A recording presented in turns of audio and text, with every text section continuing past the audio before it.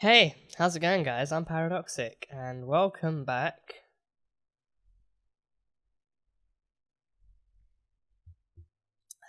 to The Boys, to Amazon Prime's The Boys. We are jumping, swan diving straight into season number 2, which just got released like a week ago. And I think all like the first 3 episodes were released all in one fell swoop, so everyone had enough time to really sit through and binge it, which most of my friends did, so that's cool. But I am finally here now. I'm finally here, and episode 4, to my knowledge, has been released at the time of this recording. So I'm gonna be trying to catch up to the present day episodes as quickly as I can. But yeah, so episode number 1 of season 2, the big ride, the season premiere. Last time, the finale, we had a big finale. Big finale. It was a nice and eventful finale for us. We had Homelander uncovering more and more stuff on his own side. First, he uncovered the plans that Hughie and Butcher and the rest of the boys had to take out the Seven and Vought, and then he uncovered lies that were spoon-fed to him his entire life. So he uncovered the fact that that both Becca and the baby were alive, and that they were actually being raised, that they're actually living together off-site somewhere. And he introduced himself at the very end to the boy as his father, as the father's not just as Homelander, but as the boy's father. And we got some nice glowy red eyes for confirmation that the kid is in fact his, and also some visual confirmation that Becca is alive. So Butcher set off the bomb anyway. He originally had the bomb strapped to Madeline, but then after the betrayal that Homelander suffered at her hand, he laser-eyed her brains out and killed her, which took out Butcher's one kind of piece of leverage over him.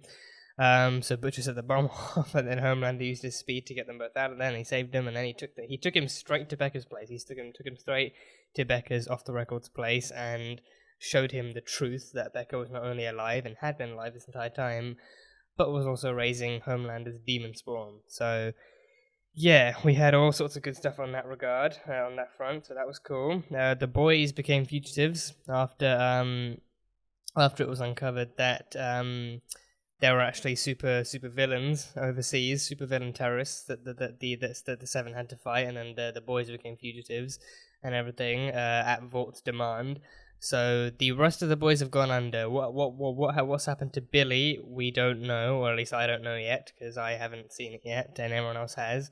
But what's happened to Billy? We don't know yet. But the boys, I assume they've gone underground. I think Hughie has to catch up to the rest of them because he stayed behind once A-Train showed up, and then A-Train had a heart attack and he died.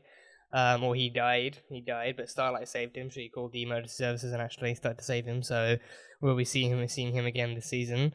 But all that stuff happened, and then Frenchie got shot, and then they all saved Kimiko. It was a wild ride. It was a wild roller coaster ride. But the same can very much be said for the rest of season 1. Season 1 as a whole was a wild ride of characters and story and drama and violence. So much gore in a show for a superhero show. But that's what makes it great. And it's one of the things that makes this show so great and sets it apart from all the rest. So yeah, that is pretty much all I've got, so I'm looking forward to seeing how the story unfolds now, and what kind of character arcs and story arcs they go into in this season. And season 3 is already confirmed, so it must mean that this season as well ends on a very, very high note to actually set up for season 3. But we'll see. We have season 2 right now, so let's focus on season 2. So yeah, that is pretty much all I've picked up from the first season. So episode 1 of season 2, The Big Ride. Let's go. This is going to be the highlight reel, as per usual for the channel. But if you guys want the full-length reaction, the full-length watch-along for this episode, that will be over on Patreon, so you can go check that out over there. But yeah, episode 1, The Big Ride. Let's go. Yeah, it was Black Noir. No, it's Black Noir. This one. Best efforts to limit collateral damage. You ripped his face open from his jaw. For a New York contract, LA, Chicago. Exactly what? Don't tell me we just lost Black Noir. Do not tell me we just lost Black Noir. Whoa.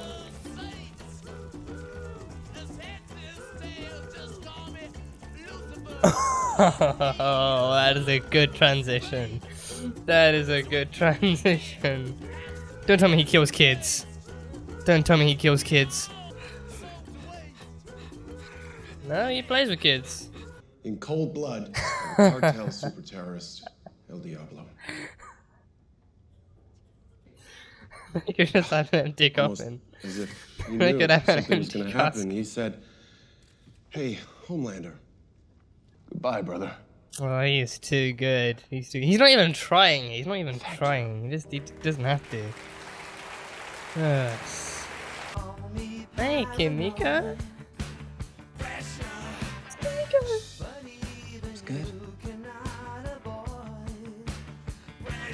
Oh.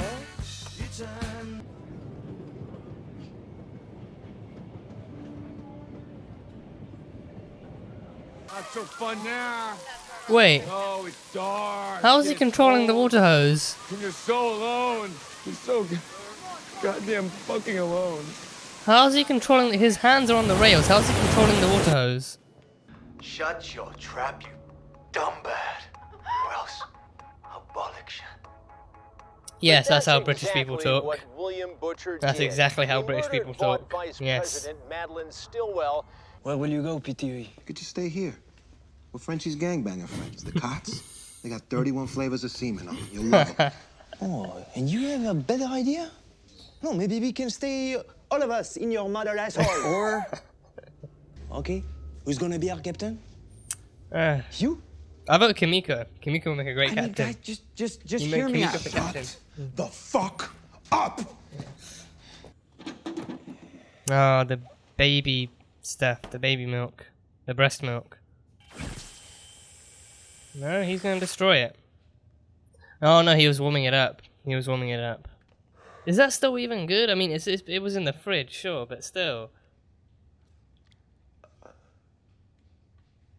That's literally what's left of her. That is literally what's left of her. And he is gulping it down like Kool-Aid.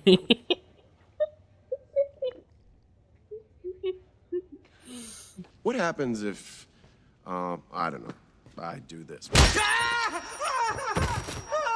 Whoa! And Why now would you're you- just another useless fucking blind guy? Ashley. You're actually a fucking What made you psychopath. think I would ever allow a cripple into the 7? For fuck's sakes, Ashley, don't look at And him, he's look at me. ableist. And he's ableist. That's exactly. Ashley! In no fucking way do you decide who goes in the 7. Okay, great. So he's setting the tone right now. decided. He's setting the tone right on the spot. Do we have an understanding? Great. Ugh, fuck me. Could he at least have just not kicked Blind Spot out? Could he just like? Did he have to do that? What are they gonna do? Are they gonna kill someone? No, I don't know why you'd strip down to. Oh, he has a machete. Motherfucker has a whole ass machete. Wait. Oh, he's gonna give him his arm. Can he regrow limbs? Oh, damn. Oh. Oh. Can he just not feel pain? I'd give the arm, right? Oh, he can regrow limbs. He can regrow limbs. Can his limbs regrow him too? Is it like a Doctor Who thing? Can his limbs regrow him? Grand, I'll let you chop off my dick. Where's the closest ATM? Oh, Jesus Christ. Okay, I didn't think he'd actually go forward with that one. Ay, ay, ay. Listen. Qu'est-ce que t'as fait, bordel? On a été payé pour trafiquer une soupe, A soup. mais elle a perdu la boule. A soup Il a did blessé this. Louis. What soup? Oh, is this human trafficking? You're only smuggling guns. Cocaine and fentanyl. Oh, human trafficking. Fucking cargo? Jesus Christ, Frank. They didn't tell me. Yeah, they toppled it onto him. They toppled the boat onto him. Wait. Oh, telekinesis. Telekinesis. Sub terrorist. Oh. Keep saying supervillain is the better term. It's the more traditional term. What about the term supervillain? That sounds better to me. More exciting. More exotic. Carol, this is the Deep. I've been looking forward to meeting Carol, you, Deep. isn't that Susan like from a fresca? Friends? That is Susan from Friends. Thank you. For me, Yeah, that is Susan from Friends. I'd recognize that face anyway. Yeah. with the hostage. What boy? I do not understand. Oh, a buoyancy thing, the floating thing, right? Like the boat. Boats are buoyant. Is that what she? I don't know. You've been walking around for days like you want to kick my ass. So do it already. Oh, don't tempt him with that, Hughie. Do not tempt him with that. God, I never thought I'd see Hughie and MM angry at each other like this. You're a team. It's supposed to work as a team. I don't want to kick your ass, Hughie. I just don't want to get dragged back into this shit, all right? You know, John Connor or what's her name from the Hunger Games? Katniss. Katniss. Yeah, the point is, I could be that person that nobody thinks is awesome, but it turns out they're kind of fucking awesome. Sure. I'm a nobody there. I'm a lab rat. It's sort of easy to sneak in and sneak out then. Get you. You have to. Or I put this on Facebook tonight. Oh, the video she took. Working as an S&M hooker. S&M? As a side hustle. The hell's S&M? Here I go, you guys. Wish me luck. Oh, is this her? Not a real base. Is this Stormfront? As if Homelander. This is Stormfront. Yeah, I've heard of her. I've heard of her. Filming right. Oh my God. Oh, she's kind of cute. My Nana's your biggest She's fan. kind of cute. I'm Stormfront. Great. I like the little side shade thing.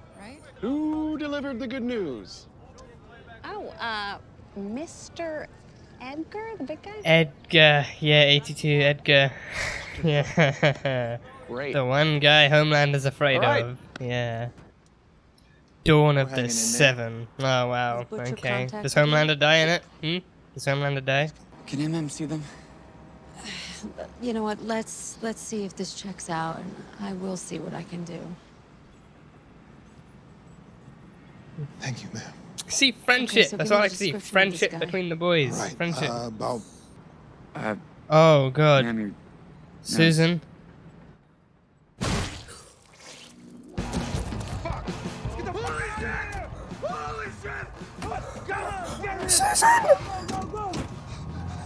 Must be a supporter. Susan? Frenchie, who do you know who can do that? No one. Who killed Susan? Look, I have a daughter. Homelander versus Moff Gideon is a fight I never thought I'd see. Frederick bought. The guy who founded it? In 1939, Hitler appointed him chief physician at Dachau. Oh, shit. Did where he come up with enjoyed Compound a ready V? supply of human subjects on which to test his earliest iterations of Compound V. He was a Nazi? Condemn. Heroes like Soldier Boy, killing Germans by the dozen. Soldier Boy. So, I know you're talking about that. I believe you have a premiere of Tech Night Lives to go to. Yeah, he really doesn't like Mr. Edgar. He really does not like Mr. Edgar. He's resisting the urge to actually laser blast him on sight. You better have tacos. Oh, is this Becca's place? Is this Becca's place? Becca! Don't lie to me. Not again. Is he gonna tell her? I'm not. He's not gonna tell her. Swear to God. Oh no, who is this? Alright, easy does it, lads. Easy does it. He's back! I tried to tell this cunt. He's back! Fellow. Yeah. I'm sorry, but it's not a game now. We need a real captain. But don't you worry. Daddy's home.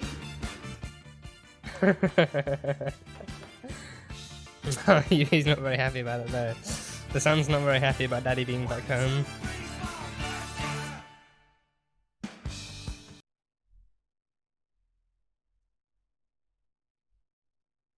Okay. Okay, yeah, that was a hell of a start to the first episode. That was a hell of a start to the first episode. There's so much in this episode alone I didn't actually see coming. I think, like, it starts off with Black Noir killing Nakib. Black Noir opening up the episode is a great start. Black Noir is a guy that I feel like we need to see more of. He's someone we need to see more of. You know, so him doing that. I think is he fire retardant? Is he fire retardant? I was like, cause I was surprised. I was like, you know, do not tell me that we barely got much of Black Noir in the first season, and now in this first episode we lose him. But no, that would be a move that would have gone trending on social media, and fans would have been pissed off beyond belief. If that had happened. So no, he's not. He not only does he survive, he's actually fire retardant. I mean, he lost like a portion of his chest a little bit, and like a bit of his like neck area, and then that was it. The rest of his suit might as well have been fresh out the dry cleaners. Like only that part of, like if any of his body or suit was damaged, that's it. And then some, you know, 3rd degree burning too. But that was it. Other than that, he walked away from it like it was nothing. And there was a very, very cool transition, zooming into Nakeeb's face and then zooming back out on his actual decapitated head. That was a very, very nice touch. But yeah, so they had Black Noir taking down Nakeeb and also using the super terrorist threat to cover up and also kind of paint up the death of Translucent. So instead of it being like an actual murder at the hands of a normal human being like Hughie, they actually paint it as, oh, he died in action, he sacrificed his life. He actually sacrificed his life to actually help slow down the super terrorist threat, so giving him that kind of proper funeral and everything. I love that funeral because like they literally pretty much just had like an empty casket. They literally had an empty casket because we know they couldn't actually put his actual body parts in there because we don't know what they did for them, what they did with the body parts for one thing, but another thing, there is no way in hell, given that he blew up from the inside out, you know, his skin and bone and flesh and everything was torn apart. There was no way they could safely rearrange his body parts to look like an actual body. So, and it being translucent, you know, like no one would expect to see the body actually in there. So, yeah, it was much smarter and much funnier to see an empty casket in there and everything. So, that was cool. So we had Black Noir killing him, killing Nakeeb, so that was cool. And also, Translucent statue was taken down. They were taking down the statue of, I believe, of Translucent, because they were replacing him with anyone. I think they had like a Starlight statue there too, so she was going up. And then, yeah, but then no. Did they already have the Starlight statue up there in the first season? Because I think as soon as they replaced someone, because I think she replaced Lamplight in the first season, so I feel like as soon as they replace someone, that they need to actually update the, you know, the roster accuracy, the 7 roster accuracy almost immediately. So I remember seeing what looked like a Starlight statue there, separate from the 7 statue. So I felt like it could have been like a work in progress. But yeah, because then they would do that. But then who else inside the 7 inside Vought would know? Like, because like, when it happened, it wasn't information they wanted to release to the public, understandably, but then inside Vought, who would think to question it, though? Who would think to actually question it? I think I find it unlikely that they had any whistleblowers who would have like actually seen, who would have actually seen that they were replacing statues, and that, you know, certain heroes had actually been seen a lot less as of late. I feel like the likelihood of there being whistleblowers would have been very, very low, given that, you know, if a leak did happen, then they would actually get on top of it immediately. But yeah, I don't know. I do not know. But they were updating the thing. And also, already joining the 7 is Stormfront. I've heard of Stormfront. I think I remember seeing some screenshots that were released around the time of promotion and stuff. So like mostly non-spoilery stuff. But yeah, she seems really cute. Seems pretty cute. I especially love the little side shapey thing she's got going on, and like color scheme is really cool. Like a darkish purple and black type thing. I wonder what her powers are, but yeah, I think Stormfront. She's probably got like a storm thing going on. Storm from X-Men. I don't know, but. Yeah, I've been warned though. I have been warned. I've been warned not to like her because she's not like an easily likable character. She's not like an easy maybe. But people say that, but then, you know, Homelander is already the poster boy for unlikableness. Homelander is already the poster child even, for just, you know, poster man child, for not being a likable character, let alone the most likable character. So yes, I think Stormfront can't be that bad. She cannot be, even if she is bad, she cannot be as bad as Homeland. I don't think anyone can be as bad as Homeland. He battered Blind Spot. They had a new replacement ready for Translucent. Blind Spot, the differently abled. He was like he was basically like Daredevil. He had like knife throwing skills, and he had like a super hearing instead of super seeing and stuff. Homeland is ableist. You know, he said it himself. He doesn't want any cripples in the 7, and even for that matter, he decides who goes in the 7 because he checked off on all the other members, so he decides who goes in the 7. So and for him, like so someone who's disabled in any way like is not a worthy or potential candidate for the 7. So that's just that's just ableism right off the bat there. And like did he have to do that? Did he actually have to batter the dude's ears? Like even with his super strength, it just he's just a dick. He's just an absolute. He's a home dicker. He's a home dicker. He's not Homelander. He doesn't land anything. He just dicks around and he dicks people. He's a home dicker. But I don't know. But yeah, for Blind Spot, geez, I hope they can actually get health insurance for that guy. Hope they can actually get him some. I hope he survived that at the very least. I hope he actually survived that. But then he terrifies Ashley on the first event. Ashley's back. He recommended Ashley for the new CEO job to take over. Still, I mean, I think she was the CEO. I don't know. I think she might have been. She was like in charge of most of what we saw at Vought, and then there's Edgar from 82 who has equally high positions and stuff. So yeah, but with Ashley, she didn't have nearly the amount of experience in that position as Stillwell did. So I think given that her job before that was like a PR assistant or a PR role, I think it was easier for Homelander to actually manipulate her and intimidate her and stuff like that. And him being the leader of the 7 for all these years, he already has that kind of power and stuff. So yeah, so he's calling the shots and he's making Ashley do the same. So yeah, and then Ashley didn't even know about Stormfront's entrance into the 7. She had no idea. It was Edgar who actually approved it and let her go forth with it. But Ashley never got the message. She never got the memo. So I'm just terrified for Ashley. I really hope nothing bad happens to her. But yeah, Homelander, he's just a dick. Yeah, Stormfront, I'm looking forward to seeing more of her. I'm looking forward to seeing more of her and seeing what her power base is like. She already seems, very, very kind of outgoing and upfront and stuff. So, looking forward to seeing what her character is actually like. I'm hoping she's not as bad as people say. But I guess we can only wait and see. But yeah, as always, for my sake, keep the spoilers, keep the comments spoiler free and everything. I will catch up very soon, and then we can all theorize and speculate as freely as we wish. But yeah, that's Stormfront. So the boys have gone underground. The boys, minus Butcher, right up until the very end, have gone underground. They were selling A-Train shoes, doing back alley medicals, and all in all, just doing whatever kind of like completely unorthodox and completely illegal activities they could in order to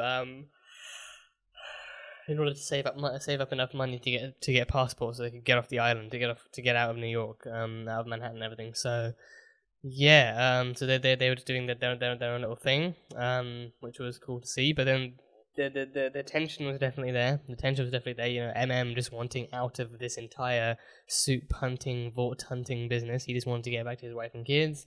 And I think he was making that dollhouse for his daughter too. He was making it so that he'd have something to work on in the meantime, to keep his mind on something positive, like working on it for his daughter, but also to actually when he finally gets to see his daughter again, he could actually go and actually give that to her as a gift and stuff. And he got to check in with his daughter, with Susan. She actually joined the soccer team, so he was proud of her for that. But yeah, so they were doing that, and Hughie is still in contact with Annie. He's seeing her, and apparently he's texting her too. But we saw the full extent of that. We saw that he actually was meeting up with her in private on the subway, as Americans call it, or the tube as we call it in the UK. But yeah, they were meeting up, and they had a plan. They had a plan together to actually get Annie to sneak some Compound V out of Vought, to actually sell that to the press and have the story leaked through there. And yeah, I think that the tension between the boys, between Hughie and MM was something I never thought I'd actually see. Because I think because I really liked how their friendship developed in season 1. Like, you know, like at first, you know, MM is very, very reluctant to join the boys. Then he comes back, he finds out that Butcher lied to him and brought Frenchie back in, so they have to make up. And then he meets Hughie for the first time, and you know, he even, you know, he doesn't really think much of Hughie. He calls him a Stephen fucking Hawking the first time he meets him, and then even when he's actually comparing Hughie to Frenchie based on professionalism, he's even like, you know, even Hughie is like a fucking white Urkel is more professional than you. Like he doesn't he like, you know, he knows that, you know, Hughie doesn't have as much experience in this line of business. He's probably never had to deal with stuff that's hardcore or brutish or anything like that. He's not really put out much of a physical fight. And you know, and of course, even once the Starlight stuff starts up, he's, you know, Hughie is head over heels in love with Annie, and he's wants to protect her and, you know, save her and stuff like that. So, and even in this episode, you know, like in this season, there's like, you know, as season premieres usually do, this season premiere does a great job of getting a smack landing on the tonal shift. There's a very big tonal shift. It's, you know, like nothing is really the same anymore. Like Vought is still recruiting. They're still recruiting new soups, and they're still, you know, making waves and climbing their way up.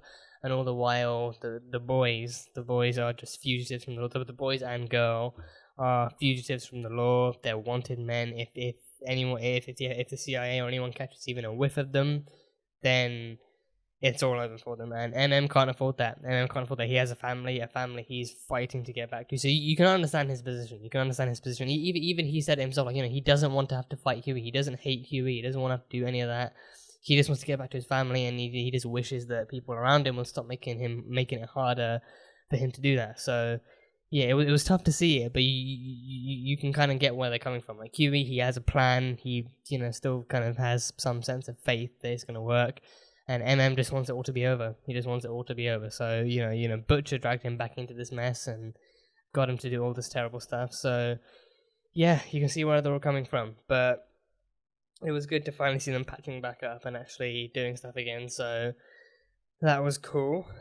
But yeah, Susan died. I did not see that one coming. Susan was good.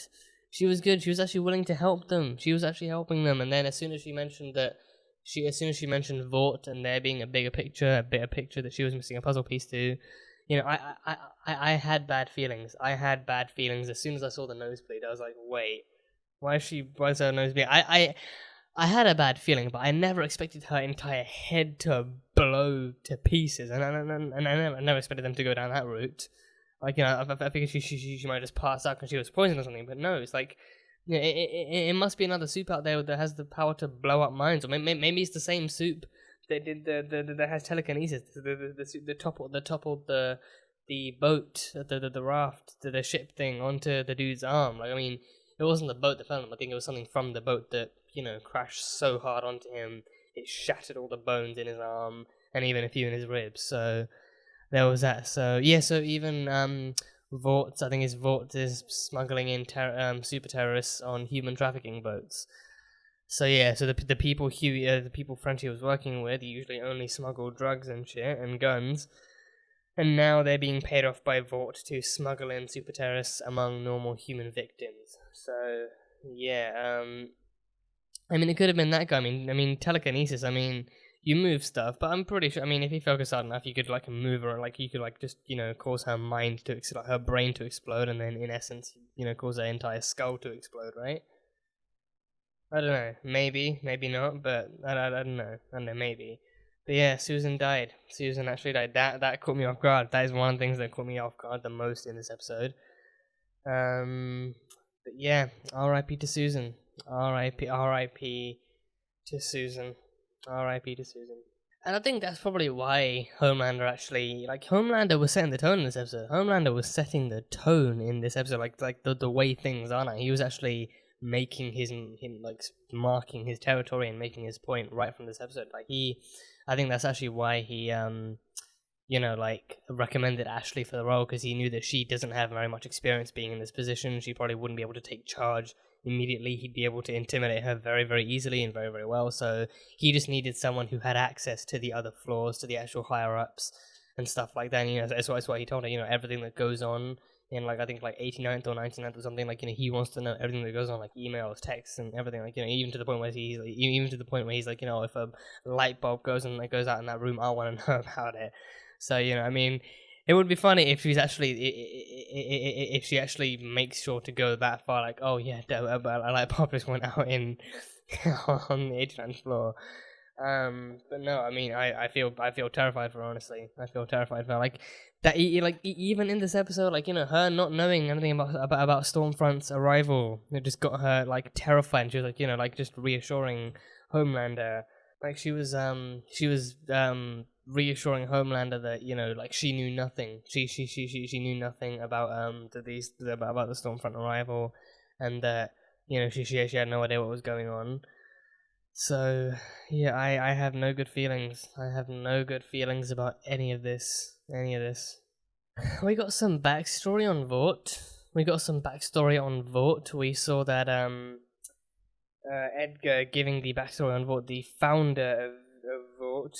What was his name again? I think let me go back and check. So something Frederick Vought. That's it, I think Frederick.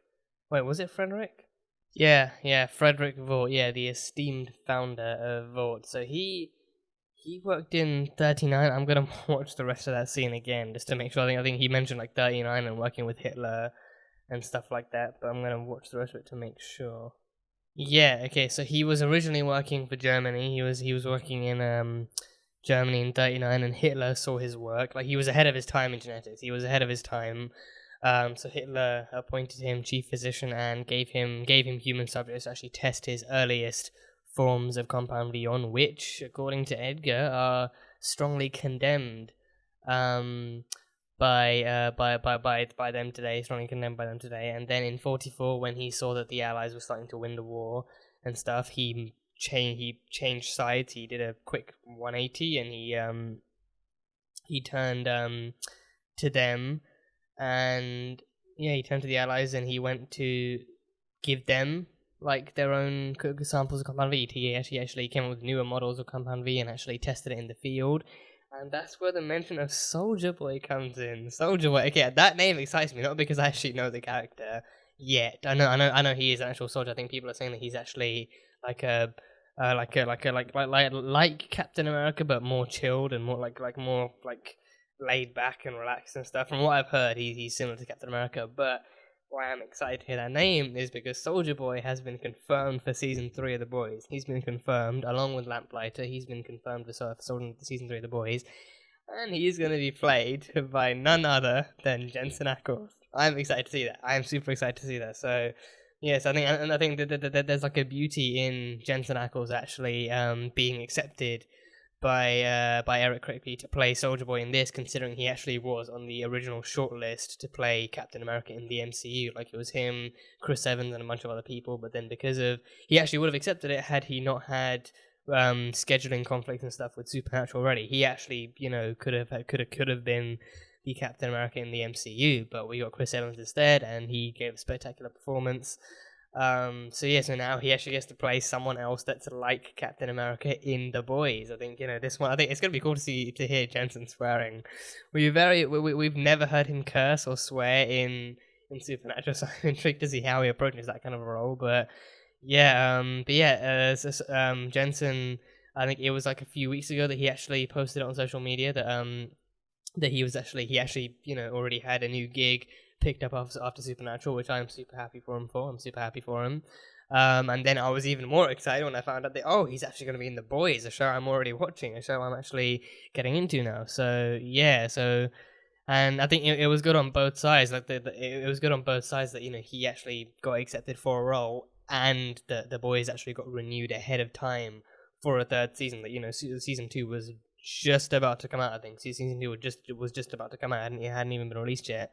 And then season 3 was already confirmed by Jensen Ackles and by other officials and stuff too. So it's good that they're actually setting up the page now. It's good that they're actually setting up the stage now by referencing him and saying, you know, he was slaughtering Germans in the field. He was injected. I think that's going to be like a cool Captain America style backstory for him too. That, you know, he maybe volunteered himself for the services back in World War II, and then he got injected with Compound V. Then he became Soldier Boy, and he actually killed Joe. I was like, he's gonna be Captain America in the Boys universe. He's actually gonna be Captain America in the Boys universe. Again, there's a beautiful kind of, you know, like a fortuitousness there. Like, you know, he didn't get to be Captain America on the big screen, but instead he actually got the chance to actually play out the rest of Dean Winchester's life in that fandom, and then he actually gets to play what may well be like a darker version of Cap here, because I think in this universe it's not just darker people, it's actually people who are actually more laid back and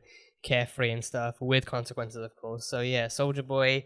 Again, I don't know if I should get into the comics now. I don't know if it's too late or if I'm better off actually, you know, like just, you know, seeing how things unroll here. But yeah, either way, I think it's what I've heard people saying. It's what I've heard people saying. That, you know, he is basically just like a more free-spirited and carefree version of Cap and stuff like that. So yeah, it's cool they're referencing him. So I look forward to seeing Soldier Boy in The Boys. I look forward to seeing my boy Jenny Ackles coming onto this as well. And I think, again, with Eric Kripke being the creator and the producer on this show, it makes sense. You know, we have Jim Beaver on here too. So see, I mean, I don't know if they'll reunite, because I think Jim Beaver, his character is the Secretary of Defense. I think so. I mean, his character doesn't seem like the kind to actually interact with the heroes in this kind of setting. It seems more like, you know, he's going to be here for the, you know, like much more grounded stuff, and then Jensen will be coming on for whatever comes next. But I think it'll be cool to see them, you know, even if they have some kind of background kind of interaction. But I don't know, we'll see. But yeah, that reference happened. I just want to talk about that. That reference actually occurred. So yeah, and it's cool that they actually tied that into his backstory. So yeah, so Frederick Vought, he originally created super soldiers, or tried to create super soldiers for the Nazis, but then quickly turned the tables, went over to the Allied side and created American super soldiers instead, and helped them come up with Captain America. So yeah, super cool, super duper cool. Besides from the Nazi stuff just beyond uncool. I mean, it goes without saying, but still. The Deep was in deep shit, as he has been since season 1. He was hitting rock bottom. My question was, I think I'm almost too afraid to answer, but what was he actually using to fire the hose? Because his hands were on the rails, and he was moving his body. He was moving his hips and like the lower half of his body and at the same time the hose moves. I'm almost afraid to say it, but was he actually pissing into the hose? Like, being the Deep, can he store ocean water in his body and actually piss that out instead, or is his piss just naturally ocean water? I don't know. I'm afraid to even assume that's what he was doing, that he was actually using his thing to actually, you know, rotate and control and fire from the hose. I'm almost afraid to say. I mean, he was creating havoc with the water and scaring all the kids away from the riot. So he was having like a breakdown of his own, but I'm almost afraid to ask or even question like whether or not that was actually his thing that he was actually using to control the hose and fire the water from. But I don't know, whatever he did, it was very, very clearly unacceptable and inappropriate for public exposure. So he was jailed, and then he was bailed out by an archer. So the superhero version of Hawkeye, I assume, Eagle the Archer. He bailed Deep out because he had met him before. He had met him before at some kind of convention, so he knew him and he did him a favor. And he is being helped out by Carol. Carol is. I remember her as Susan. Susan from Friends, the woman who fell in love with Carol, Ross's wife, and then they both had a wedding and they got married and they lived happily ever after. So that was really sweet.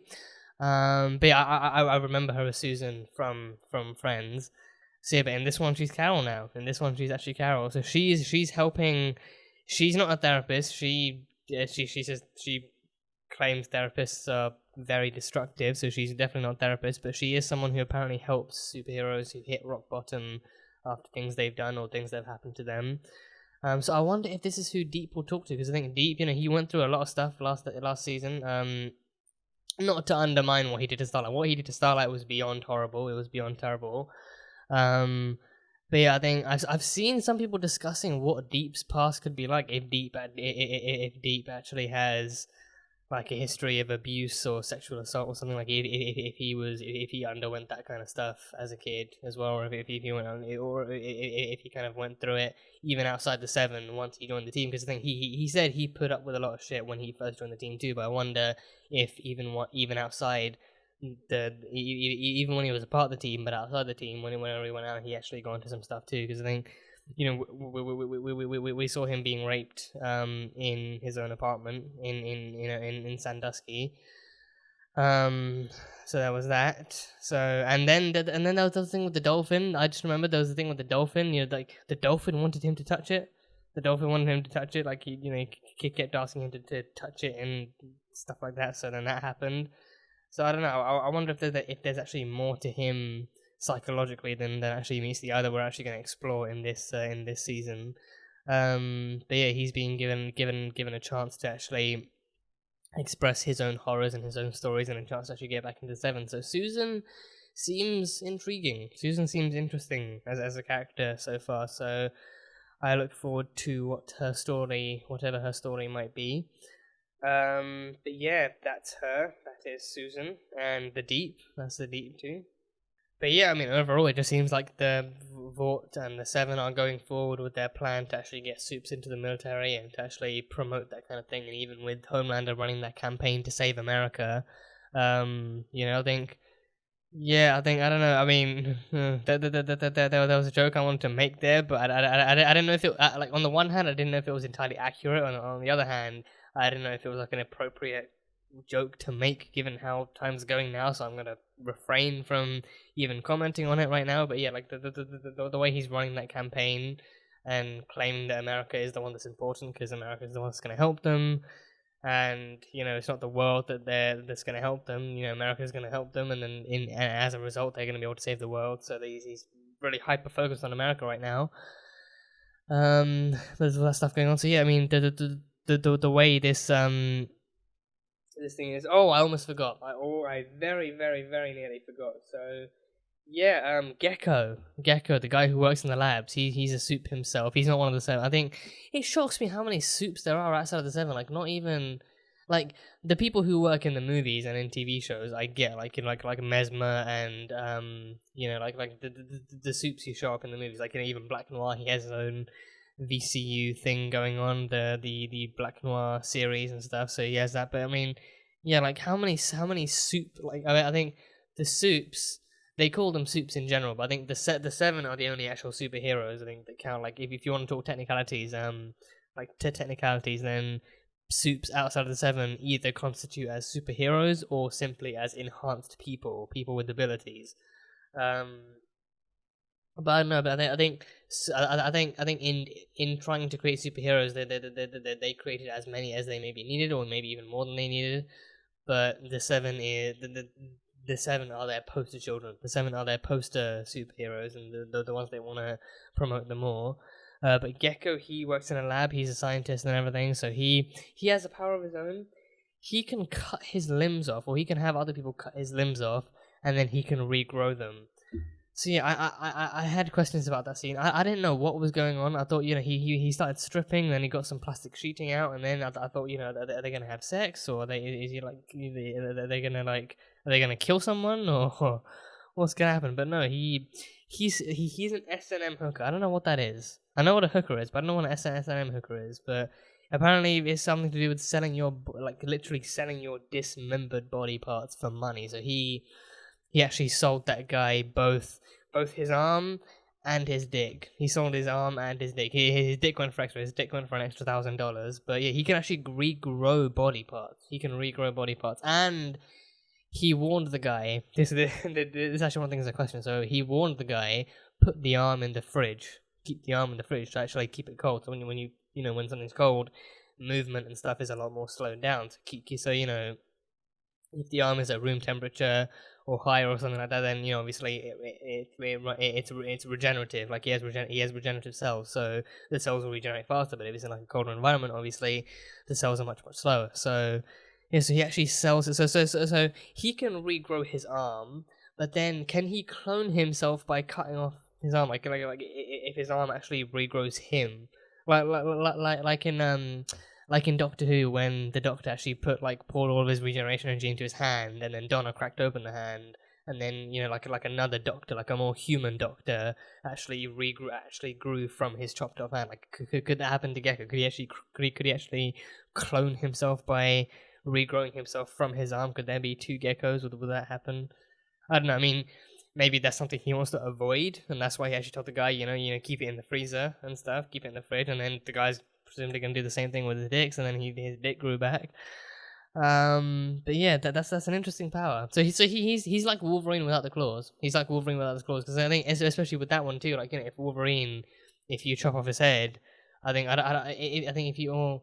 Well, I mean, he has an adamantium skeleton. So I mean, if you chop off his head with all the necessary resources, the adamantium sword or whatever, if you chop off his head with all the resources, so then would you be able to clone Wolverine from that? Like one like his head grows back on his body, but then the body also grows back from the head that's been removed. So you get two Wolverines. I don't know. I don't know how any of that would work. I mean, with Wolverine, it's different because he has the skeleton. So you have to wonder if if there's now two different Wolverines. Only there's one with an adamantiumless skull and another with an adamantiumless body. So one that has the entire body except for the skull covered in adamantium, and then another one with the entire skull covered in adamantium, but then the actual body is no adamantium. I don't know, but Gecko is kind of like that. He has regenerative healing. He has fast regeneration and stuff. So yeah, so he can actually regrow his limbs, and potentially his limbs can regrow him too once they're separated. So yeah, so I sincerely hope that guy put him in a fridge or at least a freezer, at least like a high cut, like a very very low temperature freezer.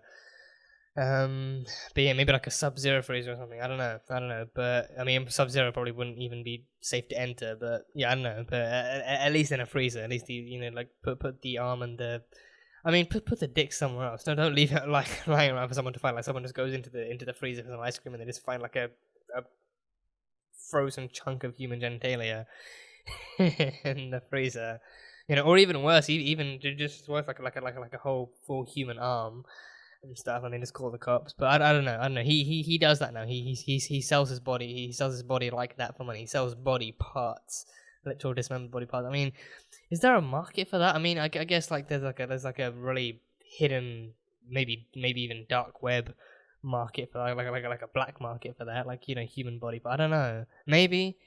But yeah, I mean, in this world, I don't know. Maybe.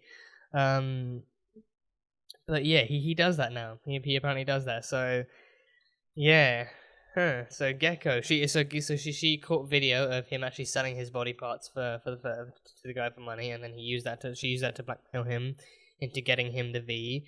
I mean, the argument he made wasn't the best one. Like he said he's a nobody and he just wears a lab coat and he goes in, he does as well. I mean, I think he was arguing that he's a nobody in the sense that he doesn't have as high security clearance. But I think if he uses that nobody cover well enough, he could sneak in, do some fiddling, and then get back out again and actually give her the compound V and stuff. But I don't know. But we met Gecko. So that was that. But does he feel no pain?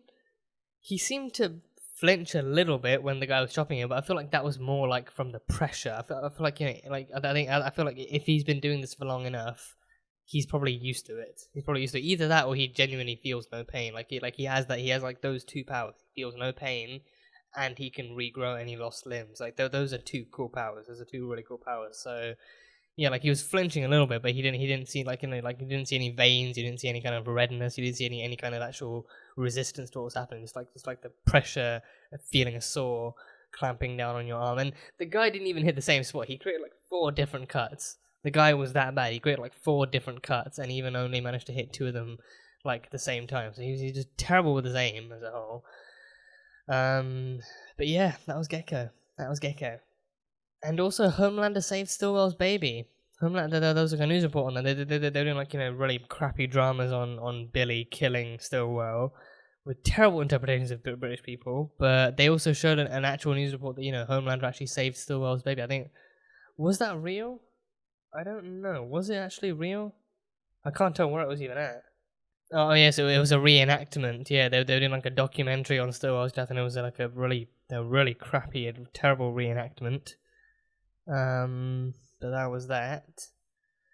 Yeah, okay, so the baby was found. The baby was found safe and sound in a yard 17 miles away. So I think that must have been it then. So I think, yeah, like, because Homelander saved Homelander saved Butcher, so why wouldn't he save the baby at least? Why would he not save the baby? I think he's a villain, but I think, would he let a baby die? I don't know. I don't think so. I don't think he doesn't, but I mean, actually he probably would let the baby die. Given how many angry stares and looks of resentment he gave towards the baby in the first season, I'm pretty sure he probably would let the baby die. So then the question is, who saved the baby then? Yeah, who saved the baby? The baby showed up 17 miles away in a yard, safe and sound, in its blanket and hood and all of its protective covering. So who saved the baby? Someone saved it. Someone saved the baby, but it could not have been Homelander. It could not have been Homelander. Yeah, no. Or I don't know. Because I think in the end his anger was towards Stillwell. So then I think any reasonable person would not blame a baby anymore. But then it's Homelander. He's not known for being reasonable. So I don't know. It could have been on a whim. It could have been a Homelander, but I don't know. It could have been anyone else too. But the baby's safe. The nanny probably burnt to a crisp along with Stillwell, but the baby's safe. So that much is clear. And yeah, that is pretty much it. That is pretty much all I've picked up from this episode. And of course, in the end, Butcher showed back up again. Frenchie struggled with not having an actual real eligible captain for the team, and Hughie wasn't fit to be captain, so he called up Butcher. Yeah, and I think knowing Frenchie, he probably know how to do it the safe way too. He wouldn't actually risk buying like some cheap burner phones or anything. He would actually know how to actually contact him properly and safely. So he contacted Butcher. Then Butcher showed up with a classic "Daddy's home" kind of exit line, too. So yeah, Butcher's back. Butcher is back, and he knows everything. He knows about Raina. He knows about Vought. He knows everything. So yeah, so from here on out, we will have some more action-packed stuff and more escapes and drama and everything. So it'll be fun to see. But I am so super happy to be starting season 2 now. So let me know what you guys all thought of this season opener. Let me know what you guys all thought and what your thoughts are. But yeah, that is pretty much all I've got. So that was The Boys season 2, episode 1, titled The Big Ride. So thank you guys so much for watching this video. If you guys enjoyed it, then salt and burn that like button. Comment on what you thought of the episode and what you think is going to come up next time on The Boys. Once again, the full-length reaction is over on Patreon, so you can go check that out over there. And yeah, that is it. So I will see you guys next time.